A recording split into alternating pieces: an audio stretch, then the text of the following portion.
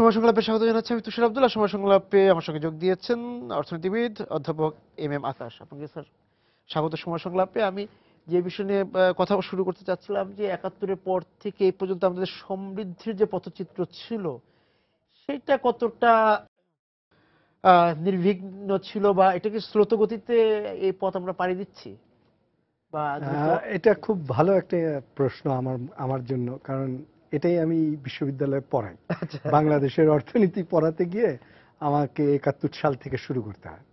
তো শুরু করলে যেটা দিয়ে আমরা শুরু করি সেটা হচ্ছে যে বাংলাদেশ স্বাধীন হলো। ম্যাকনামারা সম্ভবত বাংলাদেশ ভ্রমণ করতে এসে বললেন যে এটা একটা বাস্কেট কেস বা তলাবিহীন ঝুড়ি। এখন তখন অনেকেই তাই ভেবেছিল যে বাংলা, একটা বইও তখন লেখা হয়েছিল বাংলাদেশ এ টেস্ট কেস অফ ডেভেলপমেন্ট। ওই বইয়ের প্রতিপাদ্য ছিল যে বাংলাদেশ যদি কোনোদিন উন্নতি করতে পারে তাহলে আফ্রিকা এশিয়াতে সব দেশই উন্নতি করতে পারবে। এটা একটা টেস্ট কেস, এতটাই তার প্রতিকূলতা। কিন্তু মজার ব্যাপার হচ্ছে যে আজকে এখন যদি আপনি ওই লোকদেরকে ডেকে জিজ্ঞেস করেন এই তলাবিহীন ঝুড়ির কি অবস্থা হয়েছে বা টেস্ট কেস কি পরীক্ষায় উত্তীর্ণ হতে পেরেছে, তারা সবাই এক বাক্যে বলবে যে হ্যাঁ অবশ্যই তলাবিহীন ঝুড়ি আর নেই, টেস্ট কেস পরীক্ষায় উত্তীর্ণ হয়েছে। এমনকি কেউ কেউ, বেশিরভাগ লোকই এখন বলছে যে বাংলাদেশ হচ্ছে আগামী দশকে 11 ইমার্জিং কান্ট্রির একটি, 11 সারা পৃথিবীর 11টা উদীয়মান দেশের মধ্যে বাংলাদেশ একটা দেশ। তার মানে আমরা যদি লং শটে ছবিটা দেখি তাহলে আমরা বলবো যে বাংলাদেশ যেখান থেকে যাত্রা শুরু করেছিল তার তুলনায় অনেক দূর বাংলাদেশ অগ্রসর হয়েছে। কিন্তু আপনার প্রশ্নটা ছিল যে এই পথ পরিক্রমায় কখন কি পরিস্থিতি হয়েছিল, এখানে চড়াইগুলো কি, উতরাইগুলো কি, এবং স্পিড ব্রেকারের অবস্থা কি ছিল, এবং সেইটার একটা কোনো শিক্ষাও এখন আমরা পেতে পারি কিনা, বা সেগুলোর ভিত্তিতে আমরা কোনো প্রজেকশনও করতে পারি কিনা যে আসলেই কি হবে। সেই প্রশ্নে আমি বলবো যে এটাকে এই ৪৪ বছর বোধ হয় নাকি, এই ৪৪ বছরের ইতিহাসকে আমরা কয়েকটি পর্বে ভাগ করতে পারি, যেই পর্বগুলো মোটামুটি সাধারণ বৈশিষ্ট্য সম্পন্ন। ৭১ থেকে ৭৫ একটা পর্ব, ৭৫ থেকে ৮০ একটা পর্ব, ৮০ থেকে ৯০ একটা পর্ব, ৯০ পরবর্তী আরেকটা পর্ব। এই প্রত্যেকটা পর্বেই অর্থনীতিতে, রাজনীতিতে, সংস্কৃতিতে কতগুলো দিক পরিবর্তন হয়েছে ওই বাঁকগুলোতে, এবং সেই দিক পরিবর্তনের মধ্য দিয়েও আঁকাবাঁকা পথে বাংলাদেশ শেষ পর্যন্ত একটা উদীয়মান 11টি দেশের একটি দেশে পরিণত হয়েছে। সে তার পথের দিকে চলেছে, মানে আমরা অনেক সময় স্ট্যাটিস্টিক্সে বলি ট্রেন্ড লাইন। একটা ট্রেন্ড লাইনের চারপাশে সাইক্লিক্যাল ফ্লাকচুয়েশন হয়, ওঠানামা হয় কার্ভটা, কিন্তু মাঝখান দিয়ে একটা ট্রেন্ড লাইন থাকে যেটা আস্তে আস্তে উপরের দিকে উঠতে থাকে। বাংলাদেশের ট্রেন্ড লাইনটা মিস হয়নি। আচ্ছা, কিন্তু আমি যেটা বলতে চাচ্ছিলাম, ৭১ থেকে ৭৫ বাংলাদেশ তা স্থির করেছিল তারা একটা শোষণহীন সমাজ ব্যবস্থা কায়েম করবে, সমাজতন্ত্র, এই লাইনেই অর্থনীতিকে নিয়ে যাবে। এবং ৭১ সালে মুক্তিযুদ্ধের মধ্য দিয়ে তারা একটা শিল্প খাত পেয়েছিল, যে শিল্প খাতটা ছিল মূলত পরিত্যক্ত, মানে আদমজি, বাওয়ানি এদেরই তো শিল্প ছিল, তারা চলে যাওয়াতে ওই পরিত্যক্ত শিল্প খাতটা বাংলাদেশ নিয়ে নেয়, মানে ন্যাশনালাইজ করে নেয়, এবং একটা বিশাল প্রায় 98% এই ন্যাশনালাইজেশনের অধীনে চলে আসে, রাষ্ট্রায়ত্ত খাতে চলে আসে। এখন চ্যালেঞ্জটা ছিল বাংলাদেশের সামনে যে এই রাষ্ট্রায়ত্ত খাতকে লাভজনক করা, এবং লাভজনক করে এই লাভের টাকাটা নিয়ে সমাজতন্ত্রে যেটা হয় শিক্ষা এবং স্বাস্থ্যটাকে সার্বজনীন করে দেওয়া, এই সেখানে ব্যয় করে সকলের শিক্ষার অধিকার, স্বাস্থ্যের অধিকার, খাদ্যের অধিকার, বাসস্থানের অধিকার, এই অধিকারগুলো যেটা বাংলাদেশের সংবিধানে আছে, মৌলিক অধিকারগুলো কিন্তু বাংলাদেশে রাষ্ট্রের দায়িত্ব। যদিও রাষ্ট্রের বিরুদ্ধে আপনি মামলা করতে পারবেন না, কিন্তু রাষ্ট্রের নীতিগত দায়িত্ব হচ্ছে প্রত্যেক নাগরিকের জন্য এই মৌলিক অধিকারগুলো প্রতিশ্রুতিবদ্ধ।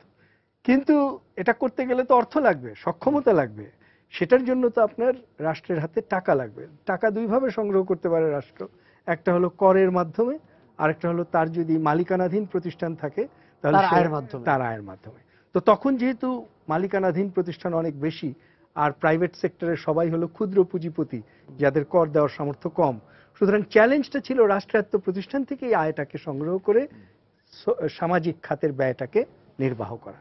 এবং সেখানে নিশ্চয়ই দায়িত্ব ছিল একটা সুশাসনের, দায়িত্ব ছিল দুর্নীতিহীনতার, দায়িত্ব ছিল দক্ষতার, দায়িত্ব ছিল পৃথিবীব্যাপী অন্যান্য দেশ থেকে যে সাহায্য আসছে সেই সাহায্যের সুষম ব্যবহার, সুষ্ঠু ব্যবহার।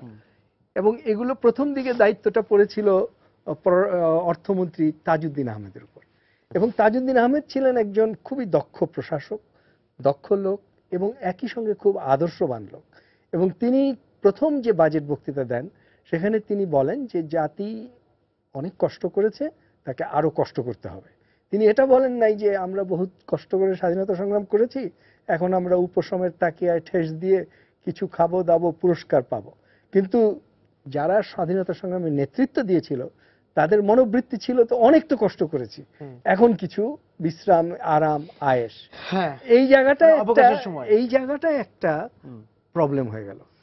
এই জায়গায় দ্রুত প্রাপ্তির আশা এবং আওয়ামী লীগের মধ্যে তখন ভাঙন হয়ে গেল, জাসদ বার হয়ে গেল বৈজ্ঞানিক সমাজতন্ত্রের কথা বলে। এবং তারা একটা শেখ মুজিবের চামড়া দিয়ে জুতা বানানোর স্লোগান দিল এবং সেই স্লোগানে তাদের সঙ্গে জড়ো হয়ে গেল পরাজিত শত্রুরা। বৈজ্ঞানিক সমাজতন্ত্রের কথা বলে যে একদল বার হয়ে গেল। তার ফলে বঙ্গবন্ধুর সামনে দুটো সমস্যা হয়ে গেল। একটা হলো যে অতি বামদের একটা হঠকারী আন্দোলন তার বিরুদ্ধে, আরেকটা হলো তার দলের মধ্যে দক্ষিণপন্থীদের চাপ। তো একদিক দিয়ে তার উপরে চাপ পড়ছে আরো বামে যাওয়ার জন্য, আরেক দিক দিয়ে তার উপরে চাপ পড়ছে আরো ডানে যাওয়ার জন্য। মাঝখানে তিনি কাকে বাছাই করবেন? এই সময় আমেরিকানরাও তার উপর খুবই প্রেসার ক্রিয়েট করে, ইসলামী ব্লকও তার উপর খুবই প্রেসার ক্রিয়েট করে। একমাত্র ভারত এবং সোভিয়েত ইউনিয়ন ছাড়া কেউই তার পক্ষে দৃঢ়ভাবে তখন দাঁড়ায়নি, অবস্থান নেয়নি। সেই সময়ে তিনি কতগুলো আপোষ করলেন। সেই আপোষগুলো খুবই দুঃখজনক আপোষ। যেমন একটা আপোষ তিনি করলেন, তিনি তাজউদ্দিন আহমেদকে ক্যাবিনেট থেকে সরিয়ে দিলেন। কিন্তু তাজউদ্দিন আহমেদই ছিল তার আসল বন্ধু, আর তিনি রেখে দিলেন খন্দকার মোশতাককে। বঙ্গবন্ধু জানতেন, জেনে শুনেও তিনি খেলেছেন তার সঙ্গে খেলেছেন। কিন্তু খেলতে খেলতে একটা টাইম আসলো যখন দেখা গেল যে আসলে অর্থনীতি এগোচ্ছে না, যা কিছু তিনি আনছেন তা দুর্নীতির গর্ভে ডুবে চলে যাচ্ছে। এবং তিনি নিজেই বক্তৃতা দিতে বাধ্য হলেন যে আমি 7 কোটি কম্বল এনেছিলাম, প্রত্যেকে একটা করে কম্বল পাওয়ার কথা, কিন্তু আমার কম্বলটা তো আমি পাইনি। এবং তার মানে অনেক লোকই পায়নি। চাটার দল, তার সেই বিখ্যাত বক্তব্য, চাটার দল সব চেটে খেয়ে ফেলে। অর্থাৎ তিনি যে একটা আন্তরিক চেষ্টা করেছিলেন আপোষ করলেও, সেই কথাটা আমরা তার তখনকার বক্তৃতা 74-75-এর বক্তৃতা দিয়ে বুঝতে পারি। সেই সময় আরেকটা খুব ভয়াবহ ঘটনা ঘটে, সেটা হলো 74 সালের দুর্ভিক্ষ। এই দুর্ভিক্ষটা তার জনপ্রিয়তায় একেবারে ধস নামিয়ে দেয়। কিন্তু এই দুর্ভিক্ষটার জন্য আসলে তিনি দায়ী ছিলেন না, এমনকি দুর্নীতিও মূল দায়ী তো ছিল না। এটা ঠিক, একে সেন যে দুর্ভিক্ষ নিয়ে বই লিখেছে সেখানে একে সেন তথ্য দিয়ে দেখিয়েছে যে 73-এ বা 75-এ যখন দুর্ভিক্ষ হয়নি, 74-75-74-এর সেপ্টেম্বরে তো দুর্ভিক্ষটা হলো, তারপরেও বা আগেও খাদ্যের প্রাপ্যতা কম ছিল। 74 সালে যে বছর দুর্ভিক্ষ হলো সেই বছর মাথাপিছু খাদ্য প্রাপ্যতা বেশি ছিল, কিন্তু তারপরেও তাহলে দুর্ভিক্ষ হলো কেন? তাহলে তো এটা নিশ্চয়ই ব্যবস্থাপনার দুর্বলতা। এই ধরনের একটা বক্তব্য একে সেনের আছে। কিন্তু একে সেন ফাইনালি যেই কথাটা বলেছে সেটা হলো যে সেই সময় কৃষিতে কতগুলো বন্যা টন্যা হওয়াতে কাজ ছিল না এবং তার ফলে ক্ষেত মজুরদের মজুরি কমে গেছিল, কিন্তু চালের কর্মহীন হয়ে পড়ে, কর্মহীন হয়ে পড়ে এবং চালের দাম অনেক বেড়ে যায়। তার ফলে একটা মানে পারচেজিং পাওয়ার বা ক্রয় ক্ষমতা কম থাকায় তারা আধপেটা খেয়েছে বা না খেয়ে থেকে কিনতে পারেনি। এটা একটা কারণ উনি বলেছেন। কিন্তু এটা দিয়েও পুরো ব্যাখ্যা পাওয়া যায় না। পুরো ব্যাখ্যাটা আমরা পরে সন্ধান পাই রেহমান সোবহানের লেখায়। রেহমান সোবহান বলেন যে একে সেন যে মাথাপিছু প্রাপ্যতা বেশি ছিল বলছেন, এটা তিনি হিসাব করেছেন সারা বছরের চালের প্রাপ্যতাকে সারা বছরের গড় জনসংখ্যা দিয়ে ভাগ করে। কিন্তু আমাদের দেখতে হবে মাসিক প্রাপ্যতা। এবং যেহেতু দুর্ভিক্ষের মাসটা ছিল সেপ্টেম্বর অক্টোবরে কম প্রাপ্তি, কিন্তু অন্যান্য সময় বেশি প্রাপ্তি হলে পরে গড়ে বছরে কিন্তু আমি বেশি প্রাপ্তি দেখব, কিন্তু গড়ে বছরে বেশি মাসটিতে কি ওটা দেখতে হবে। এবং তিনি তখন মাসব্যাপী সাপ্লাইগুলো দেখতে থাকলেন। সাপ্লাইয়ের দুটো পার্ট, একটা হলো আভ্যন্তরীণ উৎপাদন আর একটা হলো ইম্পোর্ট, আমদানি। এখন তিনি দেখলেন যে আভ্যন্তরীণ উৎপাদনটা যা একে সে হিসাব করেছেন তাই, কিন্তু আমদানিটা এবং বাইরের থেকে আসা চালটা এক এক সময় কমেছে, এক সময় বেড়েছে। সুতরাং গড়ে হয়তো ওই প্রাপ্যতাটা ঠিকই আছে, কিন্তু দেখা গেল যে পিকুলিয়ারলি দেখা গেল যে সেপ্টেম্বর মাসে আমদানির কার্ভটা সাই করে নিচে নেমে গেছে। তখন তিনি হিসাব মানে খুঁজতে গেলেন যে কেন এখানে আমদানি কম হলো। তখন থলের বিড়ালটা বার হলো। তখন দেখা গেল যে ওই সময়ে PL 480 দুটো জাহাজ আমেরিকা প্রত্যাহার করে নিয়েছে, দেয়নি। কেন দেয়নি? আমেরিকা তখন বলেছে যে বঙ্গবন্ধুর বাংলাদেশ কিউবাতে পাটের থলে রপ্তানি করে, সেই পাটের থলে কিউবা ভিয়েতনামে পাঠায়, ভিয়েতনামের গেরিলারা সেই পাটের থলেতে তাদের বন্দুক বহন করে আমেরিকান সৈন্যদেরকে মারে। সুতরাং বাংলাদেশ আমেরিকান নিরাপত্তার বিরুদ্ধে কাজ করছে। সুতরাং PL 480 আইন অনুযায়ী এই গম তাকে দেওয়া যাবে না। পরিষ্কার বোঝা যায় যে এটা একটা জিও পলিটিক্যাল বা একটা ভূ রাজনৈতিক ষড়যন্ত্র, যার কারণে দুর্ভিক্ষটা ওই সময় হলো। কিন্তু মানুষ তো তখন তা বুঝেনি। মানুষ বুঝেছে যে আমরা বঙ্গবন্ধুর আমলে না খেয়ে মারা যাচ্ছি। আরেকটা ঘটনা ঘটেছে সেই সময়, কিছু কিছু লোক বিয়েতে বা অন্যান্য উৎসবে যেই পরিমাণ আনন্দ করেছে তার একটা ডেমনস্ট্রেশন ব্যয় করেছে, সেইটার একটা দৃশ্যমান নেতিবাচক প্রতিক্রিয়া হয়েছে।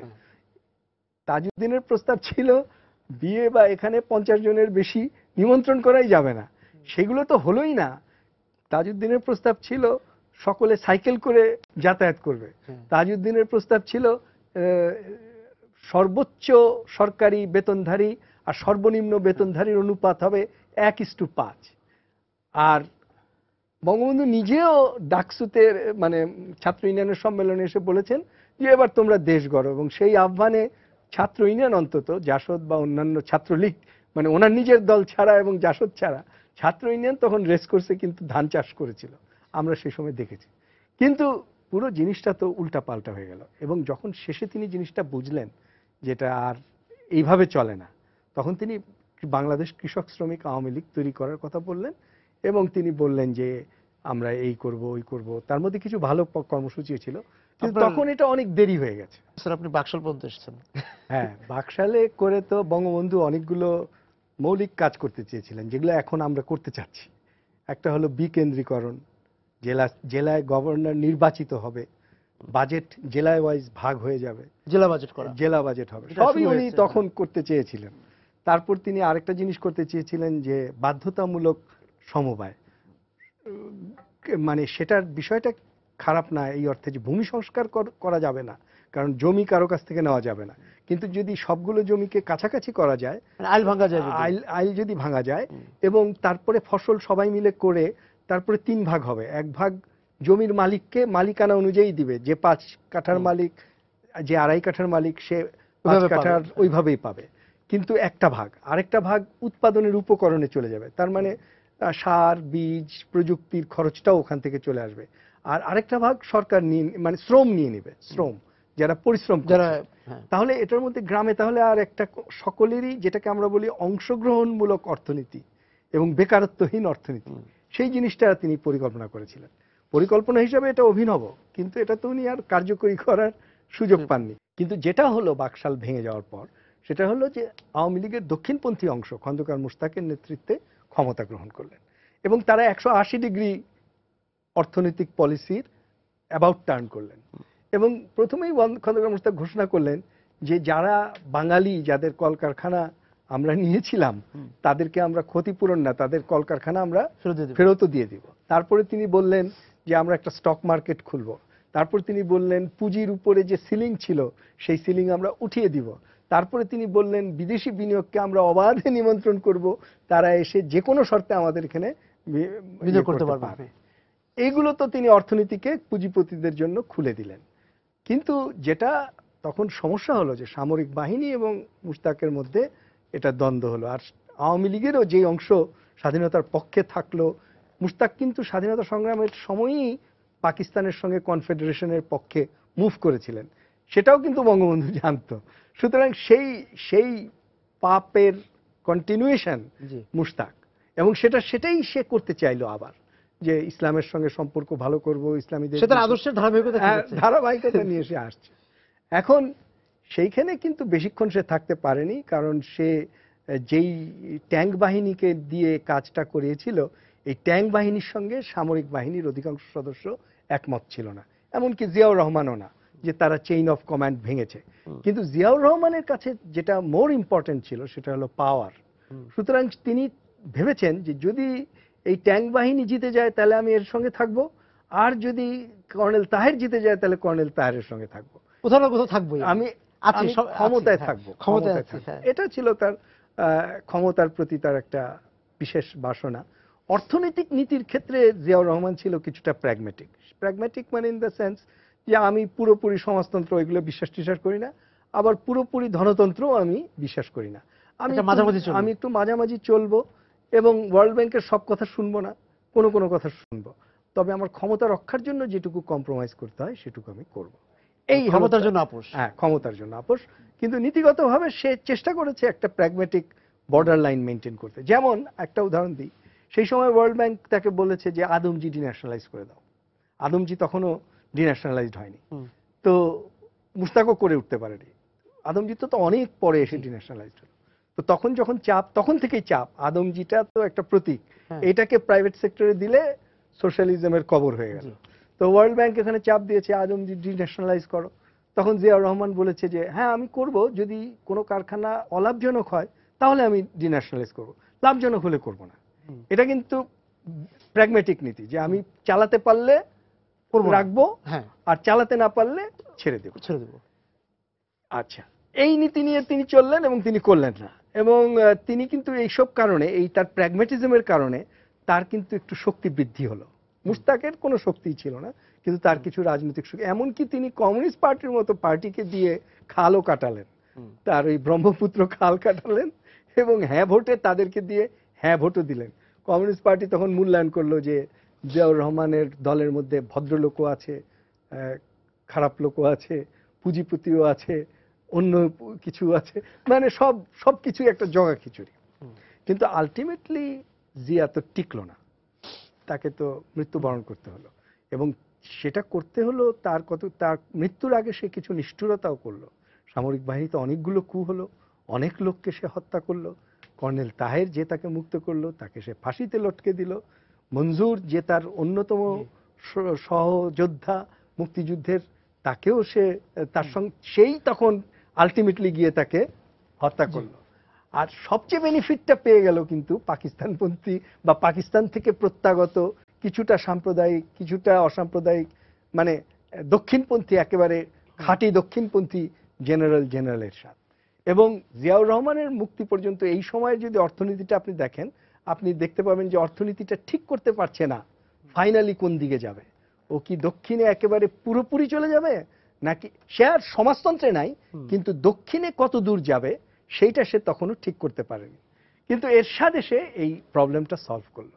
এরশাদ ক্ষমতা গ্রহণ করেই ঘোষণা করলো যে আমি স্ট্রাকচারাল অ্যাডজাস্টমেন্ট পলিসি, যেটা ওয়ার্ল্ড ব্যাংকের কাঠামোগত সংস্কারমূলক নীতি, যেটার মূল কথা হলো মুক্ত বাজার অর্থনীতি, অর্থাৎ রাষ্ট্র সেই রাষ্ট্রই সবচেয়ে দক্ষ যেই রাষ্ট্র সবচেয়ে ছোট। স্যার আপনি মুক্তবাজার অর্থনীতিতে প্রবেশ করছেন। জেনারেল এরশাদ তো ওয়ার্ল্ড ব্যাংক IMF এর বশংবদ ভৃত্যের মতো অর্থনৈতিক নীতিমালা পরিচালনা করলেন, এবং তার ফলে তার বিরুদ্ধে আন্দোলনও হলো তীব্র, স্কপের আন্দোলন হলো, এবং সেই স্বৈরাচার বিরোধী আন্দোলনে তিনি ভেসে গেলেন, উল্টে গেলেন।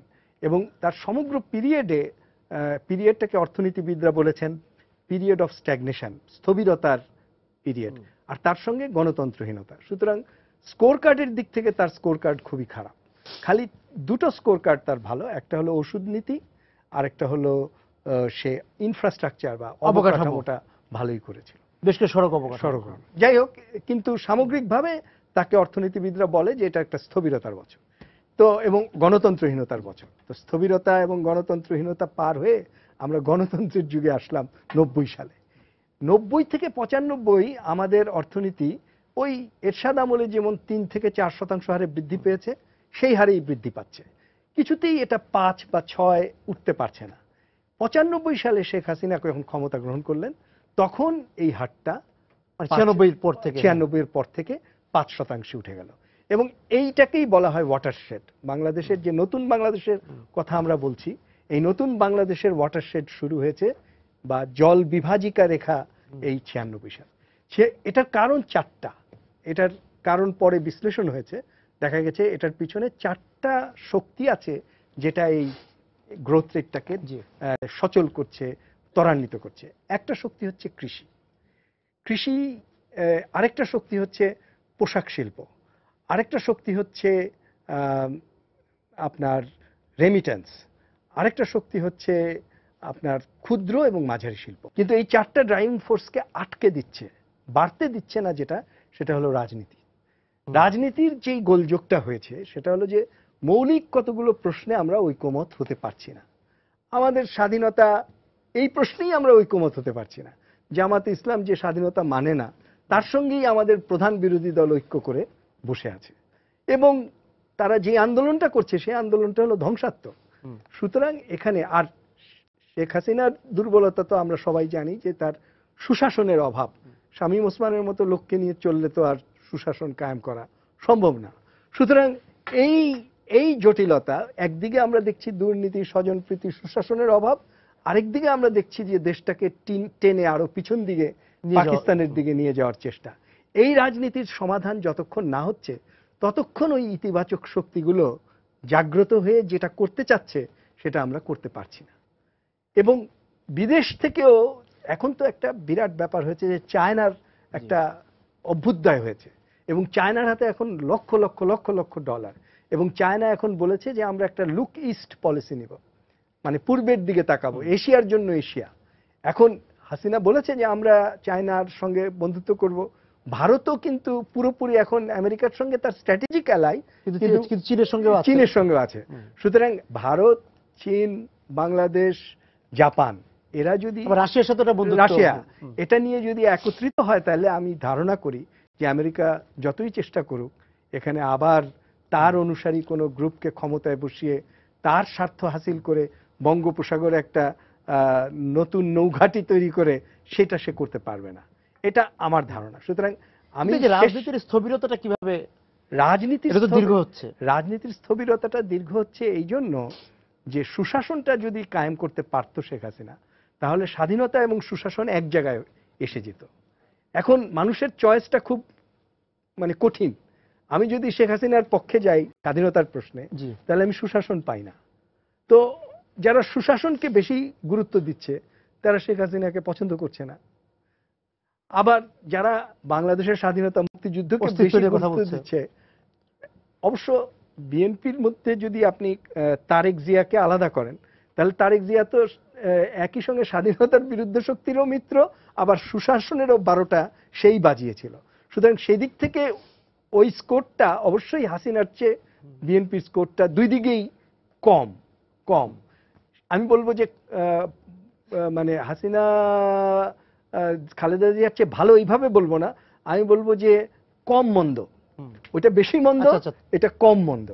সুতরাং ভালো মানে তুলনামূলক অর্থে, কিন্তু ভালো শক্তিটা যতদিন ইমার্জ না করবে, ভালো অর্থনীতিও ততদিন ইমার্জ করবে না। এবং আমরা এখন যে সংকটের মধ্যে আছি, সেই সংকটে আপনি যেটা হচ্ছে ঐক্যমত, কতগুলো বিষয়তে সেই ঐক্যমতের যে সমাধান হবে তারও কোনো মানে লক্ষণ দেখা যাচ্ছে না। যে অদূর ভবিষ্যতে বিশেষ করে ক্ষমতার পালাবদল কিভাবে হবে, ক্ষমতার বদল সেই জায়গাতেও তো একমত হওয়া যায়নি 90 পরবর্তী সময় থেকে।